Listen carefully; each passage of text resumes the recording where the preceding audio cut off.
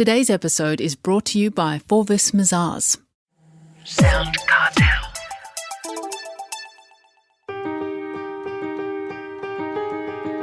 From SoundCartel, I'm Nicole Goodman, and this is Business Essentials Daily.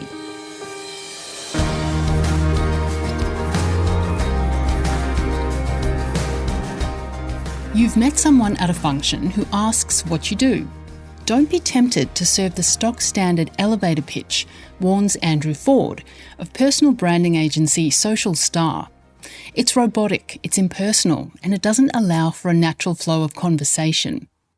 Long after you leave a social gathering, Andrew says, people will have forgotten a lot of what you've told them, but they will remember how you made them feel. So don't start off on the wrong foot. Andrew's developed a 5-step pitch structure, and with a bit of practice, it'll help you connect with clients in a more natural and personal way. First, Chris Ashmore asks, why is a good pitch important? A good pitch is important because it's the tip of the sword of the sales process.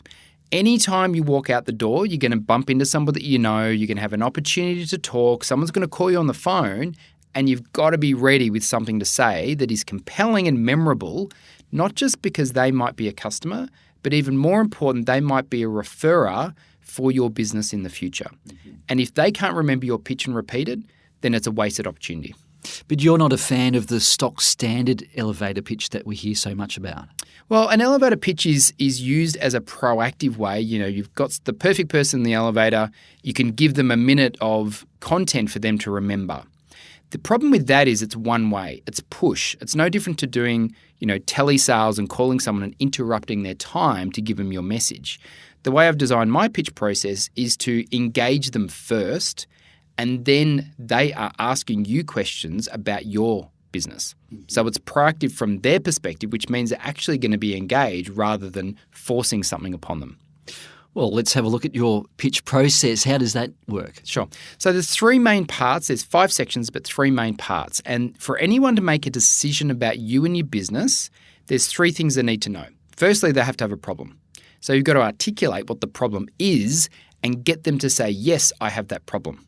Or if they don't have the problem, that they understand what the problem is. Because if there's no problem, there's no need for a solution. The second part is, well, what is the solution? So therefore, you need to solve the problem, but what most people get it wrong is it's not your product.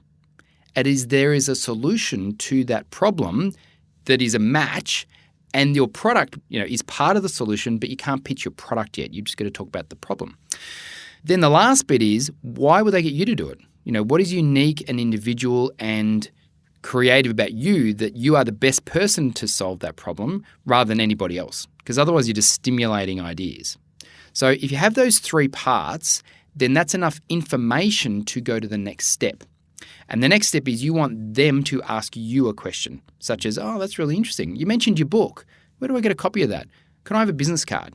Look, have you got time for coffee next week? They're buying questions. Mm-hmm. Now, if they don't have the problem, then they're not going to ask you those questions, and that's okay because they could refer you to somebody else who has the problem. If you don't articulate the problem, they're not going to be able to find the perfect client for you. Now, the last bit, which is actually the very start of the process, is actually what I call a tease. Now, a tease is designed to make the client or the prospect you're pitching to step forward into the conversation and open their mind.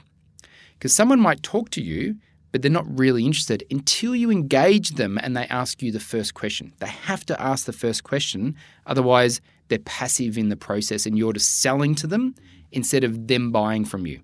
That's the whole difference. This is what e-traction is all about, is the client moving in your direction rather than you moving in their direction. Because you know what it's like, if you move towards them, what are they going to do? They're going to move back. Mm-hmm. You want them to come to you, and the tease is designed for that. Then the second part is the delivery length. How do you define how long it should be? It's circumstantial. So what we're looking for is enough engagement that they will want to come to the next step, because the true story of marketing is it's just about inching them along from one part to the next. The things where people go wrong is they go, oh, I've just met somebody, can you buy my product? Relationships are not formed like that. The first part of, the reason a pitch is so useful is it gets someone to the next step, which is generally some sort of meeting. A phone call, an asset delivery like a book, or some sort of, have a coffee, something like that. And that's a super useful part of the process because in that section, when you go to the next level, that's where you can start talking about products because they've shown enough interest to go along that journey. And the sales process is different for all companies.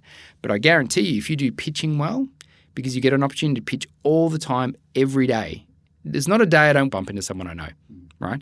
There's not a day I don't talk to somebody sometime.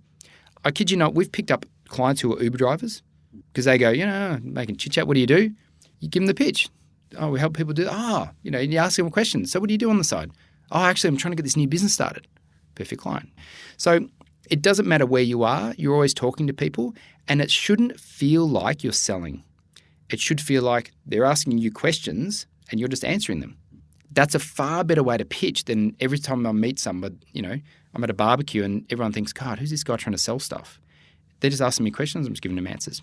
Well, the third part of your process is storytelling. What makes a good story? Stories are ones that people can relate to. Absolutely. And stories sell. So in the problem area, instead of me saying stats and facts of so forth, I could say, my friend just was at NAB and, he just got the sack because they've just, Did you hear the story on the news? Yeah, I heard it. Oh, great. So how do you feel about that? What's happening in your business? Because it depends on circumstances. And so what we're doing, we're just having a conversation. But it's a story-based rather than me trying to tell them through my 12-step sales process. You know what I mean? It's really about engaging them. It's not about me. I already know what I do. It's about them understanding what I do through telling things that they can relate to. And so depending on the audience, the stories will differ. If I'm in a business context, it'll different to a social context. If I'm on stage, it'll differ than if I'm writing a blog. But the process and the structure is exactly the same. But there's a lot in the process, so is it just a matter of practice makes perfect? Correct. Well, there's only 5 bits. So if you can remember the problem, solution, and why you, and it doesn't even have to be in that order. You just have to get that content into it. And if you know what your introduction is, they're asking what's next. So really, if you can remember those 3 bits in the middle, that's the essence. And I suggest everyone write it down. We have a 1-page performer for our clients.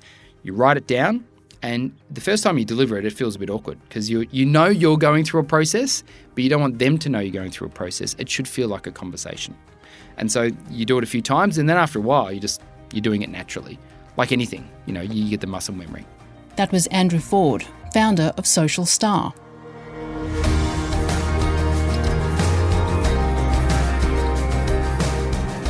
This episode of Business Essentials Daily is produced by the team at SoundCartel. Thanks for listening. I'm Nicole Goodman. We'll bring you more Be Daily tomorrow. Follow @BE Daily Podcast across social media and head to bedaily.com.au for more from the Business Essentials Daily podcast. SoundCartel. This episode was brought to you by Forvis Mazars. To find out more, visit forvismazars.com/au. That's FORVISMAZARS.com/au.